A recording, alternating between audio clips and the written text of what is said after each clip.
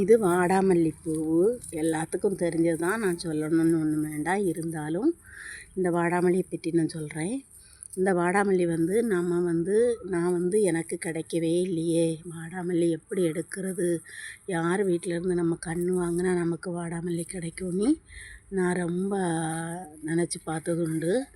ஆனால் இந்த வாடாமல்லி நான் அந்த பூஜைக்காக, கோயிலுக்காக நான் பூஜைக்கு கொண்டு போகும்போது இந்த வாடாமல்லி வாங்கினேன்.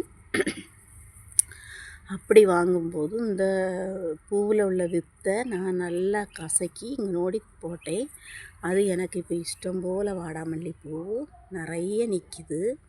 இது கன்று தான் நமக்கு வேணும்னு இல்லை, இந்த மாதிரி இந்த பூவில் உள்ள இதழ்களை நல்லா பிச்சு நம்ம இப்படி போட்டால் போதும். பாருங்கள், இப்போ இஷ்டம் போல் எனக்கு வாடாமல்லி மொத்தத்தில் நிற்கிது. அது பார்க்கும்போதே நல்லா அழகாக இருக்குது. பார்த்திங்களா, நம்ம இப்படியே எடுத்தால் போதும்.